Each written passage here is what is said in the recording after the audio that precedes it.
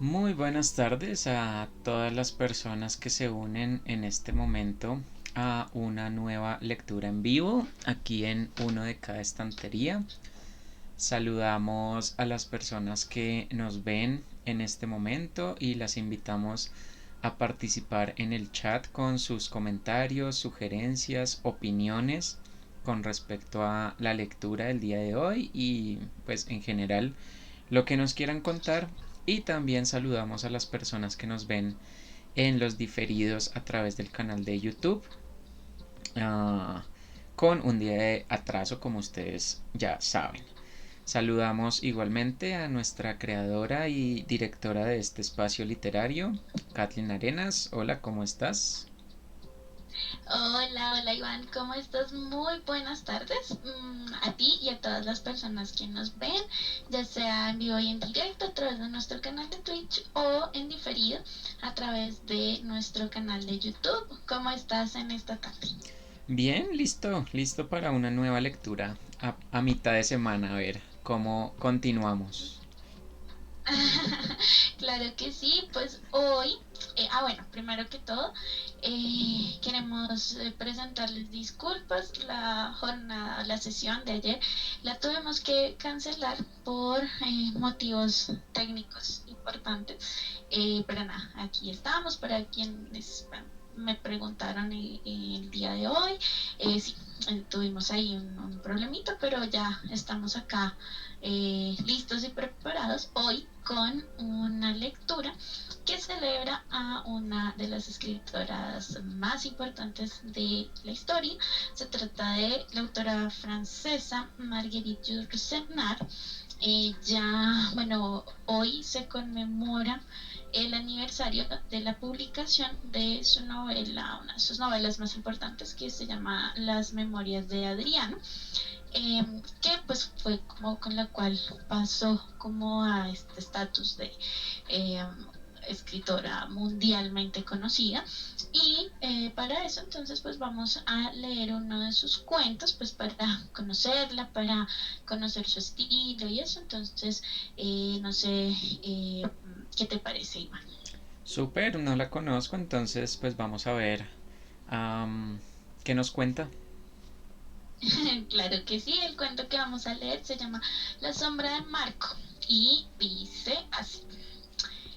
El transatlántico flotaba suavemente sobre las aguas lisas como una medusa abandonada. Un avión hacía piruetas con el insoportable zumbido de un insecto irritado en el estrecho espacio de cielo encajonado entre las montañas. Apenas había transcurrido el primer tercio de una bella tarde de verano, y ya el sol había desaparecido detrás de las áridas estribaciones de los Alpes montenegrinos sembrados de raquíticos árboles. El mar, tan azul en la mañana en toda su extensión, adquiría tonos sombríos en el interior de ese largo fiordo sinuoso, extrañamente situado en los atracaderos de los Balcanes. Las formas humildes y encogidas de las casas, la franqueza saludable del paisaje eran ya eslavas, pero la insensible violencia de los colores, la altivez desnuda del cielo, aún hacían pensar en Oriente y en el Islam. La mayoría de los pasajeros había bajado a tierra y se identificaban ante los aduaneros vestidos de blanco y los admirables soldados provistos de una daga triangular, bellos como el ángel de los ejércitos. El arqueólogo griego, el pachá egipcio y el ingeniero francés se habían quedado en la cubierta superior. El ingeniero había pedido una cerveza, el pachá bebía whisky y el arqueólogo tomaba una limonada. Este país me excita, dijo el ingeniero. El muelle de Kotor y el de Ragusa son indudablemente las únicas desembocaduras mediterráneas de ese gran país eslavo que se extiende desde los Balcanes hasta los Urales, que ignora los límites cambiantes del mapa de Europa y le da resueltamente la espalda al mar, que no penetra en él, sino por los complicados estrechos del Caspio, de Finlandia, del puente Euxino o de las costas dálmatas. Y en ese vasto continente humano, la infinita variedad de las razas destruye la unidad misteriosa del conjunto, tanto como la diversidad de las olas rompe la monotonía majestuosa del mar. Pero lo que me interesa en este momento no es ni la geografía ni la historia.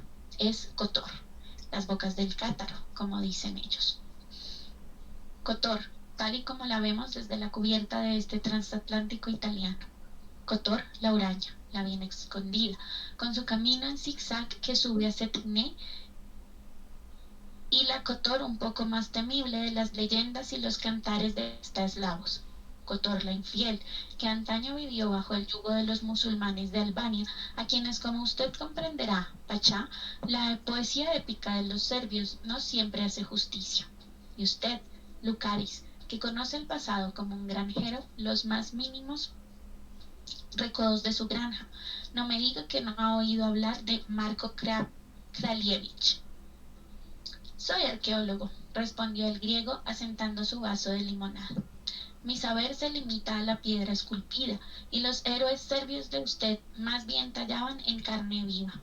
Sin embargo, también a mí me ha interesado ese Marco, y he reconocido su huella en un país muy alejado de la cuna de su leyenda, en suelo netamente griego, a pesar de que la piedad serbia ha erigido monasterios bastante hermosos.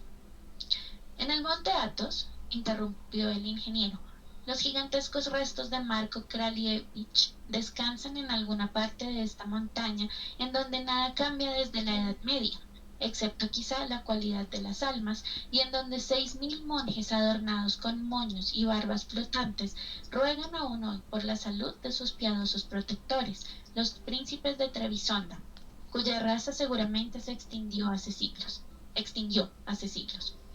¿Cómo tranquiliza pensar que el olvido es menos rápido, menos total de lo que uno supone, y que aún existe un lugar en el mundo donde una dinastía del tiempo de las cruzadas sobrevive en las oraciones de algunos viejos sacerdotes?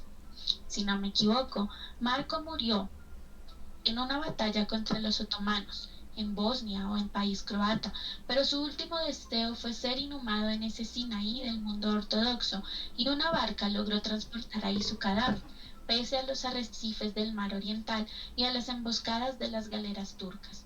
Una bella historia, y que me hace pensar, no sé por qué, en la última travesía de Arturo. Existen héroes en Occidente, pero parecen sujetos por su armadura de principios como los caballeros de la Edad Media, por su caparazón de hierro, en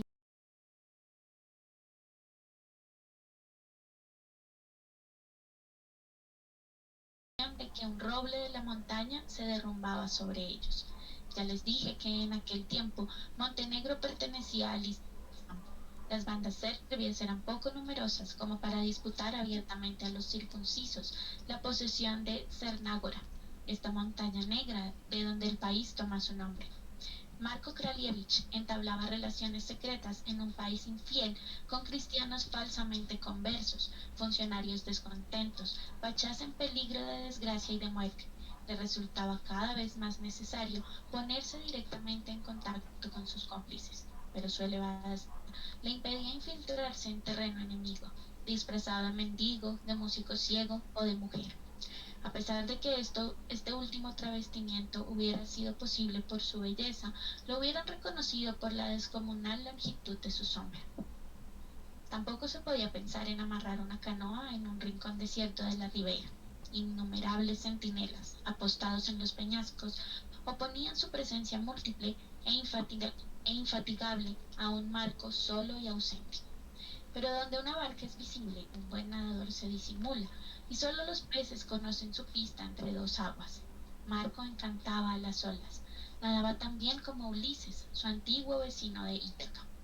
También encantaba a las mujeres. Los canales complicados del mar frecuentemente lo conducían a Kotor, al pie de una casa de madera toda carcomida que jadeaba con el golpe de las olas. La viuda del pachá de Tzari pasaba ahí sus noches soñando con Marco y las mañanas esperándolo. Friccionaba con aceite su cuerpo helado por los besos blancos del mar, lo calentaba en su cama a espaldas de sus sirvientes, le facilitaba las entrevistas nocturnas con sus agentes y sus cómplices. Al despuntar el día, bajaba a la cocina aún desierta a prepararle sus platillos favoritos. Él se resignaba a sus senos pesados, a sus piernas espesas, a sus cejas que se juntaban justo en medio de su frente, a su amor ávido y suspicaz de mujer madura. Contenía su rabia viéndola escupir cuando él se arrodillaba para persignarse. Una noche, la víspera del día en que Marco se proponía volver a Ragusa a nado, la viuda bajó como de costumbre a hacerle su comida. Las lágrimas le impidieron cocinar con tanto esmero como de costumbre. Por desgracia, subió un plato de cabrito demasiado cocido. Marco había bebido. Su paciencia se había quedado en el fondo del cántaro. Tomó los cabellos de ella entre sus manos pegajosos de salsa y vociferó: perra del demonio, ¿acaso pretendes hacerme comer vieja cabra centenaria? Era un bello animal, respondió la viuda, y el más joven del rebaño.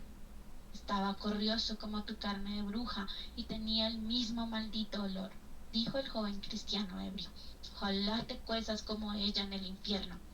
Y de un puntapié arrojó el plato de guisado por la ventana abierta de par en par que daba al mar. La viuda lavó silenciosamente el piso manchado de grasa y su propio rostro abotagado de lágrimas. No se mostró ni menos tierna ni menos cálida que la víspera, y al alba, cuando el viento del norte comenzó a soplar la rebelión entre las olas del Golfo, aconsejó dulcemente a Marco que aplazara su partida. Él accedió. En las horas más calurosas del día se volvió a acostar para la siesta. Al despertar, cuando se estiraba perezosamente frente a las ventanas, protegido de la mirada de los transeúntes por complicadas persianas, vio brillar algunas cimitarras. Una tropa de soldados turcos rodeaba la casa, bloqueando todas las salidas. Marco corrió hacia el balcón suspendido muy arriba sobre el mar. Las olas saltarinas rompían en los peñascos con el ruido del rayo en el cielo. Marco se arrancó la camisa y sumió primero la cabeza en esa tempestad en la que ninguna barca se hubiera aventurado. Las montañas se balancearon bajo él. Él se balanceó bajo las montañas. La conducta de la viuda provocó que los soldados catearan la casa sin encontrar ni rastro del joven gigante desaparecido. Finalmente, la camisa desgarrada y la cerca arrollada del balcón los pusieron sobre la verdadera pista. Se abalanzaron a la playa gritando de terror y despecho. A pesar suyo, retrocedían cada vez que una ola más feroz reventaba sus pies, y los arrebatos del viento les parecían la risa de Marco y la insolente espuma un escupitajo en sus rostros. Durante 2 horas, Marco nadó sin lograr avanzar ni una brazada. Sus enemigos le apuntaban a la cabeza, pero el viento desviaba sus flechas. Él desaparecía, luego reaparecía en la misma roca verde. Por último, la viuda ató sólidamente su chal a la amplia cintura dócil de un albanés, un hábil pescador de atún que logró aprisionar a Marco en ese lazo de seda, y el nadador, estrangulado a medias, tuvo que dejarse remolcar a la playa. En el transcurso de sus partidas de caza por las montañas de su país, Marco había visto muchas veces animales hacerse los muertos para impedir que acabaran con ellos. Su instinto lo condujo a imitar esta artimaña. El joven de tez pálida, los turcos obligaron a volver a la playa. Estaba rígido y frío como un cadáver de 3 días. Sus cabellos sucios de espuma se pegaban a sus sienes hundidas. Sus ojos fijos ya no reflejaban la intensidad del cielo y de la noche. Sus labios salados por el mar se paralizaron en sus mandíbulas contraídas. Sus brazos abandonados colgaban y el espesor de su pecho impedía escuchar su corazón. Las personas más importantes de la aldea se inclinaron sobre Marco, a quien las largas barbas de estos hacían cosquillas en el rostro. Luego, levantando todos la cabeza, exclamaron con una sola y misma voz: «Alá, está muerto como un topo podrido, como un perro aplastado. Echémoslo de nuevo al mar, que lava las inmundicias para que su cuerpo no deshonre nuestro suelo». Pero la malvada viuda se puso a llorar, luego a reír. «Hace falta más de una tempestad para ahogar a Marco», dijo ella, «y más de un nudo para estrangularlo.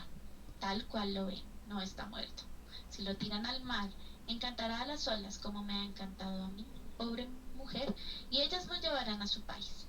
Tomen clavos y martillo, crucifiquen a ese perro como fue crucificado su Dios, que no vendrá aquí en su ayuda, y ya verán si esas rodillas no se retuercen de dolor y si su maldita boca no vomita gritos». Los verdugos tomaron clavos y martillo de la mesa de un carenero de barcas y traspasaron las manos del joven serbio y atravesaron sus pies de lado a lado. pero el cuerpo del torturado permaneció inerte. Ningún estremecimiento sacudía ese rostro aparentemente insensible, e incluso la sangre no resumaba de su carne abierta, sino por gotas lentas y raras, porque Marco dominaba sus arterias como dominaba su corazón. Entonces el hombre más viejo arrojó el martillo y exclamó lastimoso: que Alá nos perdone por haber intentado crucificar a un muerto. Atemos una piedra grande al cuello del cadáver para que el abismo sepulte nuestro error, no nos lo devuelva el mar. Hacen falta más de 1000 clavos y 100 martillos para crucificar a Marco Kralievich, dijo la malvada viuda. Tomen carbones ardiendo y pónganselos en el pecho, y ya verán si no se retuerce de dolor como un gran gusano desnudo. Los verdugos tomaron brasas del fogón de un calafate y trazaron un amplio círculo en el pecho del nadador helado por el mar. Los carbones ardieron, luego se extinguieron negros como rosas rojas que mueren. El fuego recortó en el pecho de Marco un gran anillo carbonoso, semejante a esos redondos trazados en la hierba por las danzas de hechiceros. Pero el muchacho no gemía y ni una sola pestaña le tembló. Alá, dijeron los verdugos, hemos pecado, porque solo Dios tiene derecho a torturar a los muertos. Sus sobrinos y los hijos de sus tíos vendrán a vengar este ultraje. Sepultémoslo en un saco con algunas piedras grandes, para que ni siquiera el mar sepa qué cadáver le damos a comer. Desgraciados, dijo la viuda, destrozará las telas y arrojará todas las piedras. Mejor hagan venir a las muchachas de la aldea y ordénenles bailar formando un círculo sobre la arena, y ya veremos si el amor no sigue torturándolo. Llamaron a las muchachas, que se pusieron apresuradamente sus vestidos de gala. Vinieron con panderetas y flautas, se dieron la mano para bailar formando un círculo alrededor del cadáver, y la más hermosa de todas dirigía la danza con un pañuelo rojo en la mano. Sobresalía entre sus compañeras la altivez de su cabeza morena y de su cuello blanco. Era como el corzo que brinca, como el halcón que vuela. Marco, inmóvil, se dejaba rozar por esos pies desnudos, pero su corazón agitado latía de una forma cada vez más violenta y desordenada, tan fuerte que temía que todos los espectadores terminaran por escucharlo. Y a pesar suyo, una sonrisa de felicidad casi dolorosa se dibujó en sus labios, que se movían como para besar. Gracias al lento oscurecimiento del crepúsculo, los verdugos y la viuda aún no advertían esa señal de vida, pero los ojos claros de Haishé permanecían siempre fijos en el rostro del joven porque le parecía hermoso. De pronto dejó caer su pañuelo rojo para disimular esa sonrisa y dijo con un tono altanero: no me agrada bailar ante el rostro descubierto de un cristiano muerto, y por eso le tapé la boca cuya simple vista me horrorizaba. Pero prosiguió sus danzas, para que la atención de los verdugos se distrajera y llegara la hora de la oración, en la que se verían forzados a apartarse de la orilla. Por fin, desde lo alto de un alminar, una voz gritó que era hora de adorar a Dios. Los hombres se dirigieron a la pequeña mezquita áspera y temible. Las muchachas cansadas se desgranaron hacia el pueblo arrastrando sus babullas. Haishé se fue girando a menudo la cabeza. Solamente la viuda desconfiada se quedó para vigilar el falso cadáver. De pronto, Marco se incorporó, quitó con la mano derecha el clavo de su mano izquierda, tomó a la viuda por su cabellera rojiza y le clavó la garganta. Luego, quitando con su mano izquierda el clavo de su mano derecha, le clavó la frente. Enseguida arrancó las 2 espinas de piedra que le traspasaban los pies y las utilizó para sacarle los ojos. Cuando los verdugos regresaron, en lugar del cuerpo desnudo de un héroe, encontraron en la orilla el cadáver convulso de una vieja.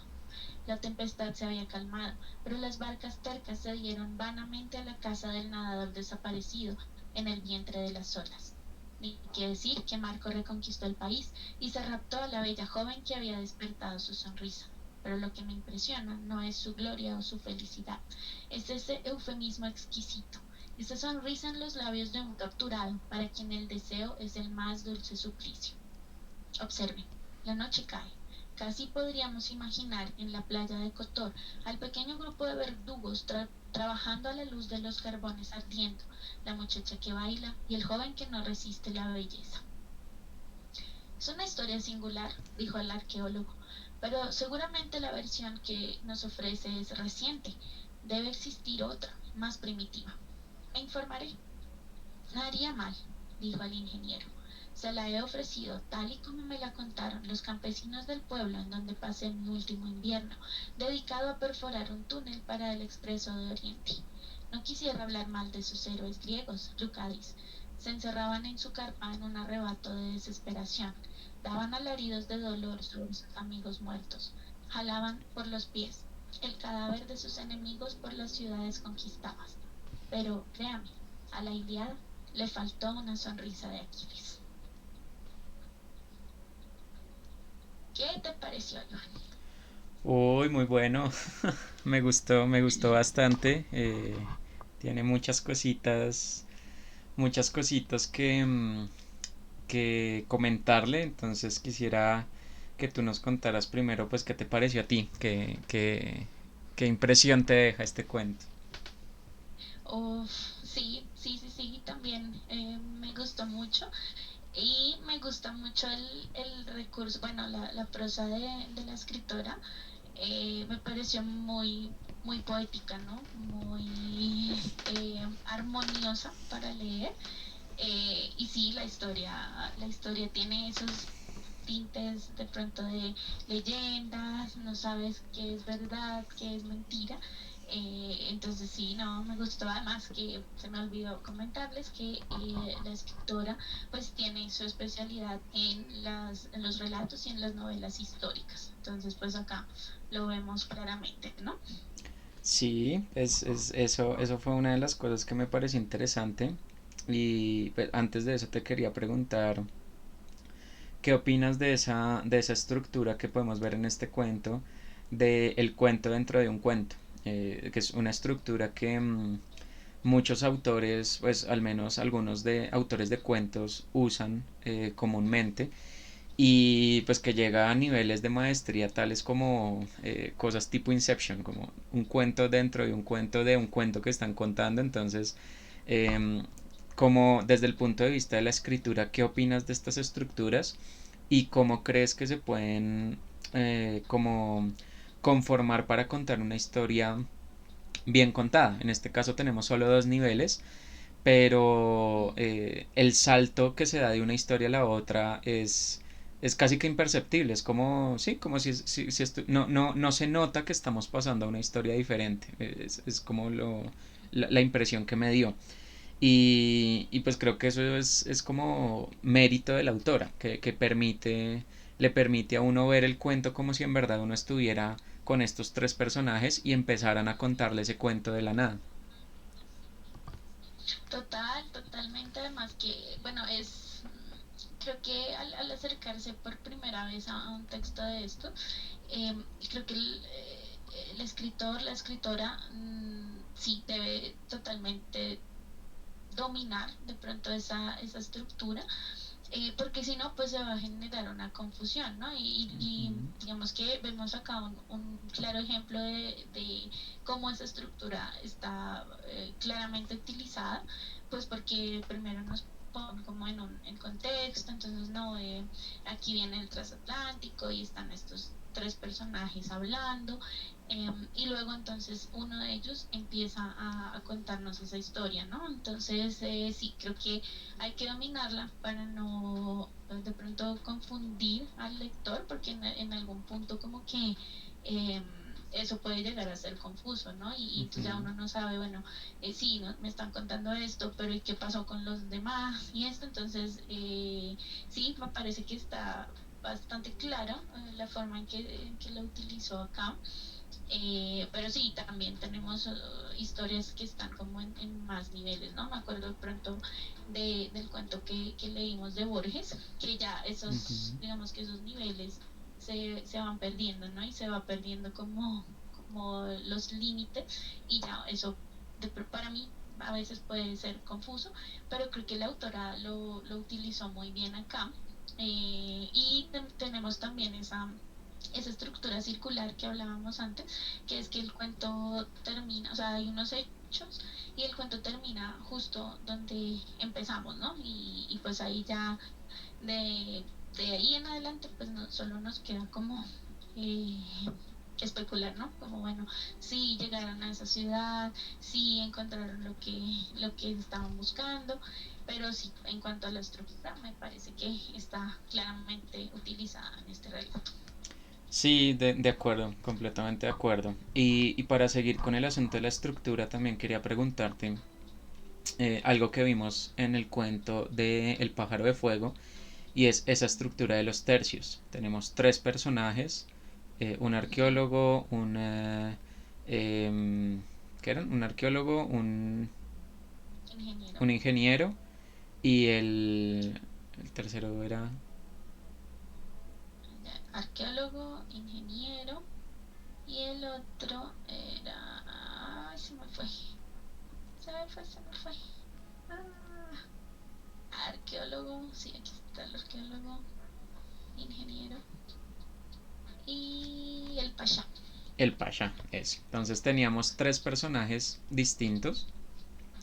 Ujú. Y dentro de la historia que está anidada en el cuento, tenemos también tres situaciones. Cuando la viuda pide tres torturas diferentes. Entonces, mmm, vemos que la autora está aplicando la estructura de tercios en la historia secundaria o en la historia que está dentro de la historia y también en la historia que ella misma está contando. Entonces, ¿qué opinas sobre el uso de esta estructura en este cuento? Que ya lo habíamos visto de pronto con unos matices un poco diferentes en el cuento del pájaro de fuego.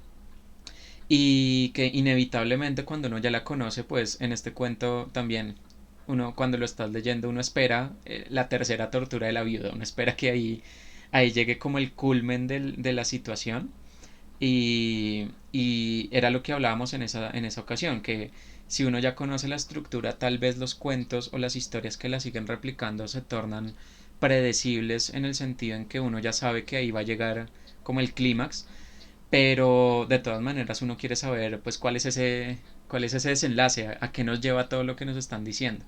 Entonces, ¿qué opinas con respecto a eso dentro del cuento interior?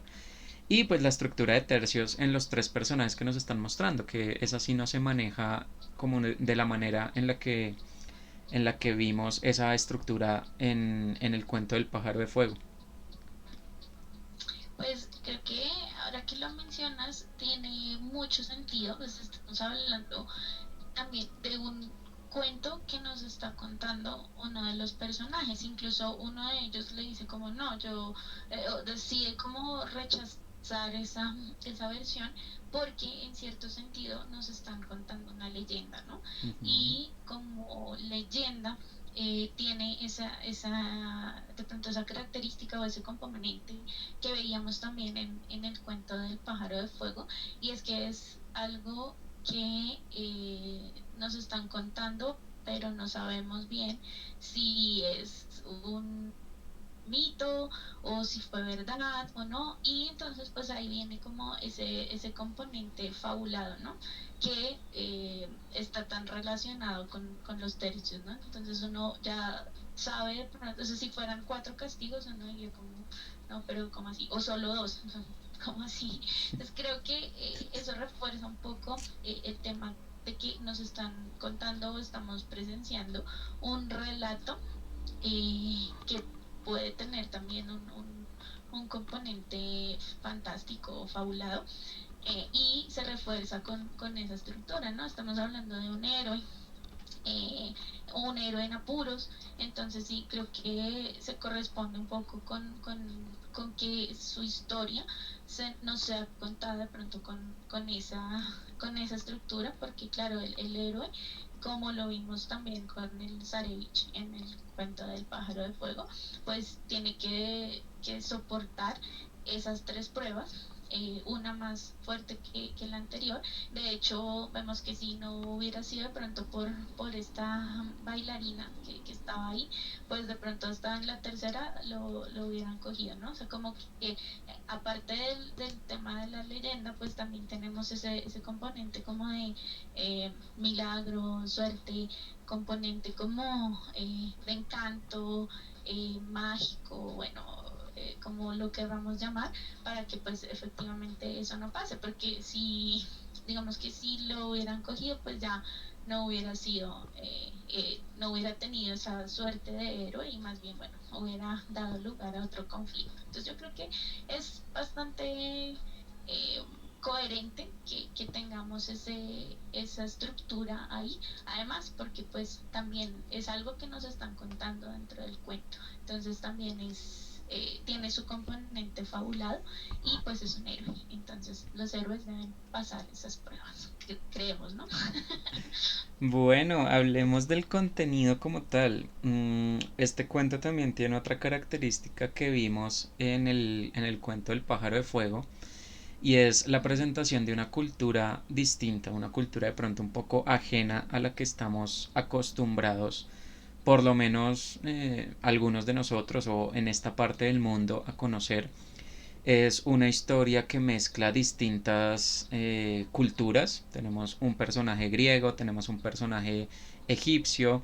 La historia que nos están contando es sobre un héroe serbio, y es un héroe serbio que es cristiano, pero vive en un sitio en el que la comunidad es musulmana. Entonces hay como una mezcla muy interesante de rasgos culturales en un cuento muy cortico.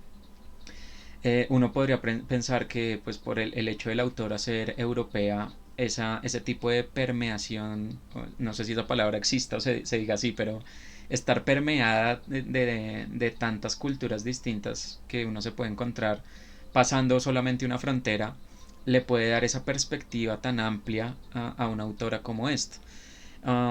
Sin embargo, pues también conocemos muchos autores de otras partes que no, como que no juegan tanto o parecieran no jugar tanto con estos rasgos culturales de los personajes. A veces a uno ni siquiera le cuentan pues cuál es el color de piel o cuáles son las creencias o cuál es como la cultura de fondo de un personaje, simplemente nos lo ponen ahí y ya. Y me parece como una virtud muy interesante de este cuento eso, que mezcla todas estas cosas sin ser, sin entrar como en clichés, porque las cositas que menciona de cada rasgo cultural de los personajes tienen alguna función en la historia. Por ejemplo, cuando dice que estos personajes, alguien llegó diciendo, bueno, ya es hora de orar en la cultura musulmana, como nosotros sabemos, tienen unos horarios establecidos y se dirigen hacia la Meca y realizan una oración. Eso tiene una función dentro del cuento. Si ellos no se hubieran ido a orar, pues este muchacho que ahí colgado y le siguen haciendo cualquier cantidad de cosas. Tenemos el componente de las bailarinas, que también el asunto de que esta bailarina esté con un pañuelo tampoco es una cuestión como que sale de la nada, sino que es una cuestión cultural de la forma en la que bailan estas personas en estas culturas. Tenemos ese odio, como ese resentimiento de la viuda cuando le dices que él es cristiano, crucifíquenlo como un cristiano. Entonces también la tortura que se está presentando no es algo casual, es algo que está vinculado a la cultura de estos personajes. ¿Qué te pareció eso? ¿Qué te pareció ese aspecto cultural? ¿Enriquece la historia o la vuelve más compleja? ¿Te parece que uno necesitaría tener algún contexto, por ejemplo, saber cuestiones musulmanas o saber cuestiones del cristianismo o saber estas cosas para entenderlo? ¿O te parece que la autora lo maneja de tal manera que uno sabe por qué está ahí y funciona la introducción de estos elementos? Creo que igual, bueno, creería que pues para los históricos, o bueno, que nos cuentan de pronto estas vidas de estos personajes, que de pronto nos describen esas costumbres de pronto asociadas a la religión, digamos que no creo que sea un requisito como tal, pero yo creo que el mismo cuento, la misma historia, te lleva de pronto a averiguar más de eso, ¿no? Creería que la misma historia te lleva a mirar ese tipo de aspecto, porque claro, si de pronto uno no está como muy contento consciente de que los musulmanes en una hora para orar, pues vas a decir como, pero ¿por qué se fueron? Si es que lo estaban torturando y tal. O ni siquiera pronto se entendería pues cuál era el peligro que representaba la situación, ¿no? Entonces, yo creo que así no tengas el contexto al abordar el texto, el mismo texto, uno, te lo va diciendo, y dos, ya por ahí puedes como sacar ese tipo de conclusiones, ¿no? Y ya después, pues, no sé, poder averiguar entonces que este personaje fue real, que gobernó varios países de Europa, que este cuento tiene eh, raíces griegas, serbias, búlgaras, pero sí, digamos que eso ya viene de pronto en un momento posterior a la lectura, al momento de... Pero creo que la escritora, eh, digamos que lo ha, es decir, explicando como o a través de las situaciones, pero pues no se vuelve una enciclopedia, ¿no? No se Ujú. vuelve como, ay, bueno, entonces estamos en un conflicto y, o sea, no es necesario que nos lo digan textualmente, sino que creo que es un texto que se deja abordar y que la autora también lo maneja de forma que si a alguien le queda de pronto alguna duda, pues la pueda aclarar después, pero creo que el cuento cierra eh, bien, es decir, pues, no deja un final abierto o algo así, sino que pues nos da la información y ya depende también del lector, pues ese terminar de entender el contexto, ¿no? Pero creo que al momento de abordarlo se entiende perfectamente cuál es el conflicto. Bueno, hablemos, ya que lo mencionas, hablemos un poquito del final y que tiene también mucho que ver con este aspecto de la cultura. Em, el cuento me gustó precisamente por como ese giro en la manera en la que el personaje termina cayendo, que es un giro que tal vez, al que tal vez nosotros tampoco estamos muy acostumbrados, de pronto por la cultura en la que estamos inmersos. Nuestra cultura alguna vez leía un artículo de una filósofa neoaristotélica que se llama Sarah Brody, en el cual ella proponía descargar los valores que nosotros conocemos en la sociedad de sus significados porque estaban muy cargados hacia una visión del sacrificio. Y es una visión que está inmersa en la religión, en las religiones predominantes de la cultura occidental. Tenemos toda la historia del sacrificio de Jesús y los mártires, los primeros cristianos que fueron mártires y todo esto. Y esos valores, no sé, la solidaridad, la honestidad, la valentía, todas estas cosas, en nuestras sociedades están muy inclinadas hacia el sacrificio y nosotros lo solemos relacionar con este tipo de cosas, con torturas, con dolor, con sufrimiento, con martirizaciones, con todo este tipo de cosas. Y el cuento precisamente nos muestra eso, nos dice como muy sutilmente en la crítica que hace este personaje, el arquitecto, perdón, el ingeniero al griego, diciéndole como viejos que esas cosas que ustedes leen son tortura tras tortura, llanto tras llanto, sufrimiento tras sufrimiento, que les cuesta meterle una risita por ahí a esas historias, porque no son como más, porque no les meten cositas un poco más positivas, por llamarlo de alguna manera. Entonces me parece que es una integración muy interesante del aspecto cultural porque pues uno se pone a ver y sí, dependiendo de la cultura en la que uno viva, las historias aleccionadoras o las historias con moraleja o este tipo de cosas tienden más hacia unos temas que hacia otros. Y era algo que veíamos con, por ejemplo, con lo del pájaro de fuego, que también tiene muchos componentes que vemos en otro tipo de cuentos de otras culturas, pero esos cambios son los que les dan esa idiosincrasia propia del folclore que están representando. Aquí tenemos una oposición entre esos dos, como entre esas dos formas de mostrar eh, las pasiones que pueden mover a un ser humano. Eh, Nos muestran que este personaje, Marco, no se mueve por el dolor, no lo mueve el sufrimiento, no, eso lo mantiene impasible. Pero una sonrisa o tal vez el enamoramiento hacia una mujer, eso sí despierta sus sentimientos. Entonces me parece como una perspectiva muy interesante y que lo hace pensar a uno en esas historias de pronto antiguas y no tan antiguas, cómo trataban esos temas. Y no sé si ustedes hayan estado enterados de ese asunto, pero en estos últimos días, de hecho, había un debate muy caliente con respecto a las obras de Homero, a la Iliada y la Odisea, porque unos grupos estaban diciendo que las iban a sacar del currículo de unas universidades y se armó tremendo problema, que eso era cultura de la cancelación y que eso está mal y que no sé qué.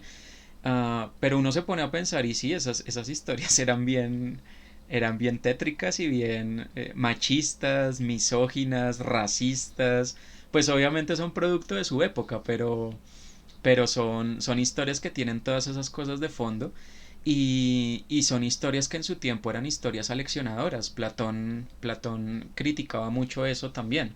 Decía que estos poetas lo que hacían era corromper a los jóvenes por contarles esas historias como tan raras, como se les ocurría decir que un héroe como Aquiles se iba a poner bravo. Eso era inconcebible. Los héroes no pueden ponerse bravos. Los héroes son modelos a seguir. Entonces, los mismos griegos, algunos como Platón, decían que eso era sacrilegio, eso era enseñarle cosas malas a los niños.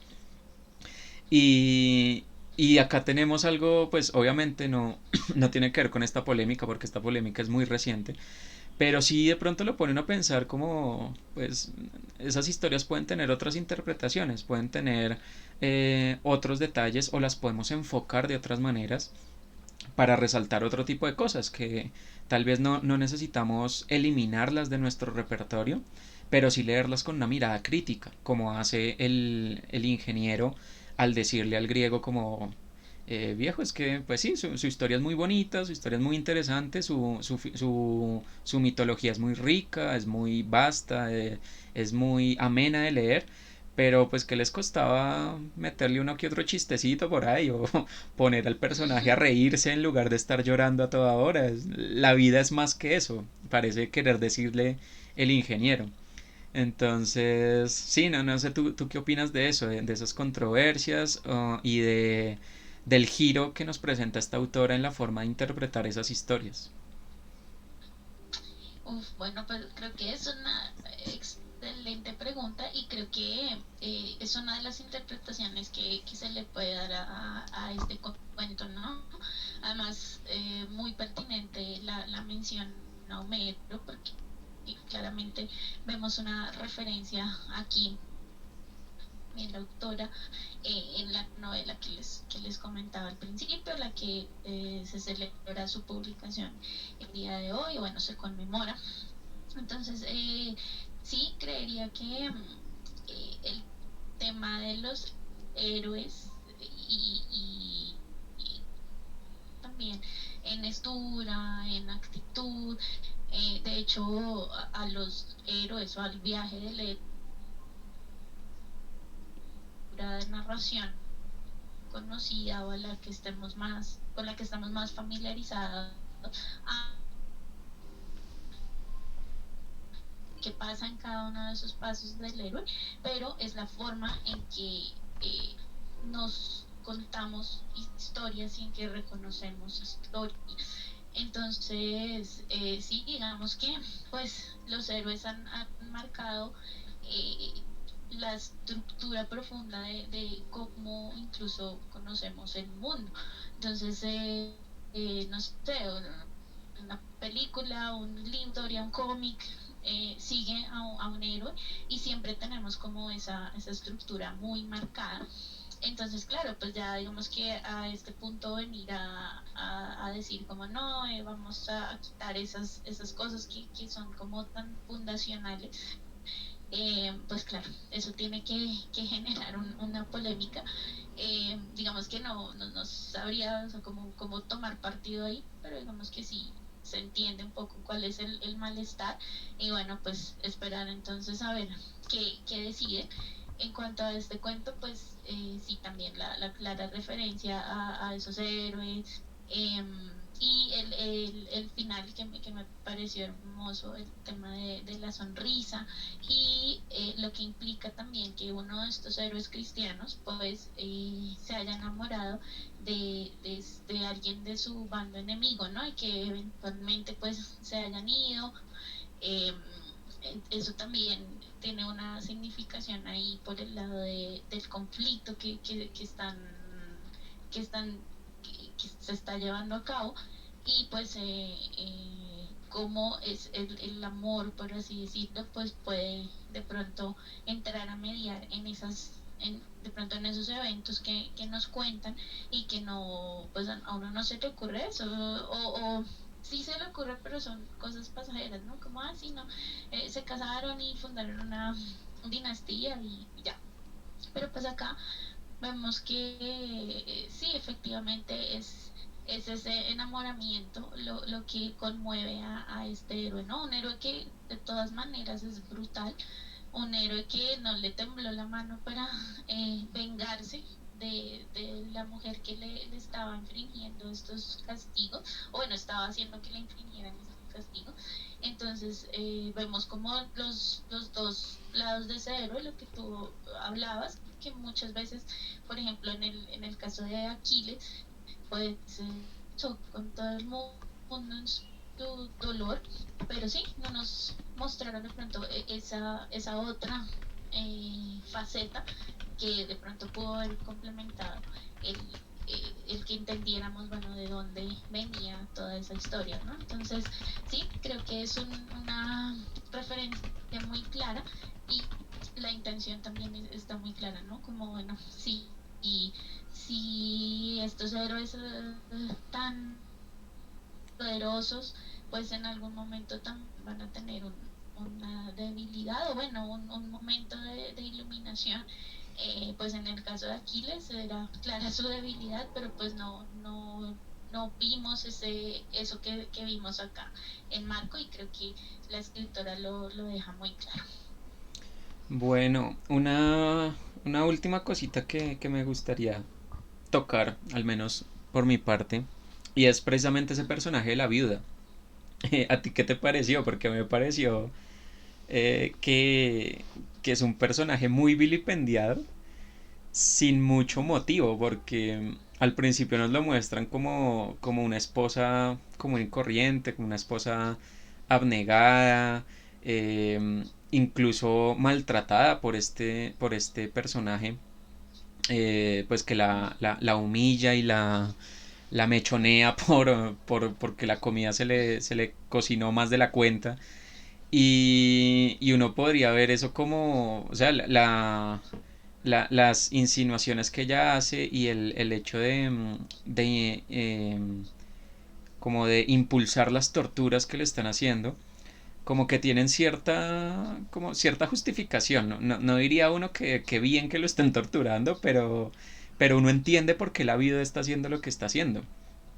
E igual al final su destino es muy triste, pues termina muerta a manos de este personaje.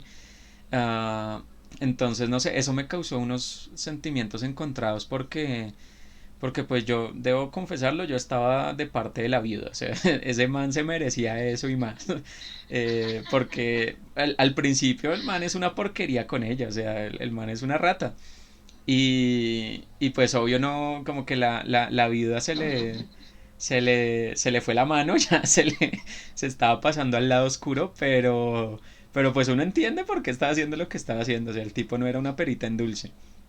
Entonces, ¿a ti qué te pareció la representación de este personaje? ¿Que estabas de acuerdo con ella? ¿No estabas de acuerdo con ella? ¿Te parece que es un personaje que está representado como de una manera muy humillada o por el contrario simplemente vio su oportunidad y sacó toda su sevicia cuando pudo hacerlo? Uf, bueno, sí, además que, no, gracias por traer también a colación, parece que es un personaje muy interesante. porque además de su mano pues se realiza la acción, ¿no? Si de pronto ella lo hubiera dejado escapar o sea, sin ella no hubiéramos tenido como todas las acciones, ¿no? Porque Ujú, simplemente pues la gente que estaba ahí, los verdugos, pues ellos estaban clarísimos en que el tipo quería hacerle nada más, pero pues ella insistía, insistía, y creo que era por lo que tú dices, ¿no? Aparte de que lo ya, ella estaba traicionando de pronto su bando como tal, porque recordemos que la usaban como para esconderse ahí, entonces, bueno, que le dio la oportunidad de escapar en un principio, pero ya después que lo cogieron, pues bueno, ahí sí, sí, también tenía la idea de que ella iba a ganar, ¿no? En un principio cuando dijo, no, es que bueno, ahora sí traigan a las muchachas porque lo conocía,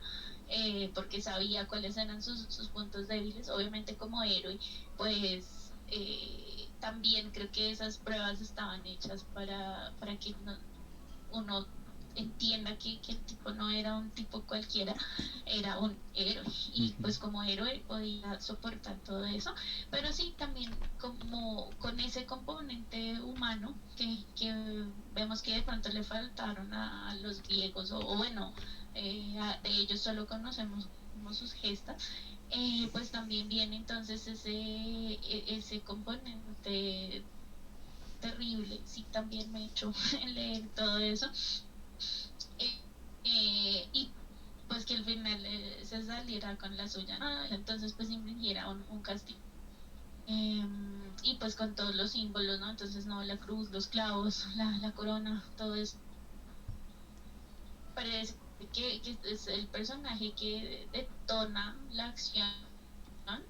eh, Tal vez no tiene como el destino más dulce, por decirlo, y no estuve de acuerdo con eso, pero pues también digamos que hablando como de una estructura clásica, pues ojo por ojo, ¿no? El que gana o el que tiene de pronto la posibilidad de atacar, pues tiene que hacerlo porque ella también decidió atacarlo cuando tuvo la oportunidad. Entonces, digamos que, pues no sé, tampoco tomó un partido, pero sí y siento que de cada cual pues son una cadena, ¿no? Entonces, muy interesante también como la curva de ese personaje y claramente pues la estructura también del héroe, un héroe que de pronto no es como muy a mí vemos que pues se deja cautivar por el amor, entonces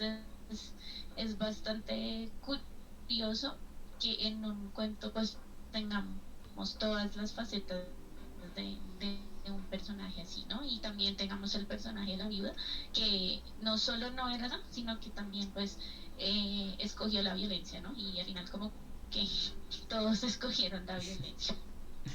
Bueno, muchísimas gracias Cata por este cuento tan interesante el que nos dio muchas cositas en qué pensar. No sé si quieras mencionar algo a modo de cierre. Claro, como siempre, la invitación para todas las personas que nos ven, que quieren conectar con en todas las redes sociales y nos pueden encontrar en YouTube, donde van a encontrar las repeticiones de estas poniendo al día. Sabemos que tenemos ahí algunas represadas, pero no se preocupen, ya estamos trabajando para que las tengan todas ahí, además porque estuvimos borrando, entonces aquí ahí las van a tener. También vamos a estar disponibles en Twitter, donde van a encontrar fragmentos de las lecturas que estamos haciendo, para que las guarden, para que las compartan, para que le digan a alguien que esa lectura les interesó. También estamos en Instagram, donde en nuestras historias van a poder encontrar quizzes cosas relacionadas.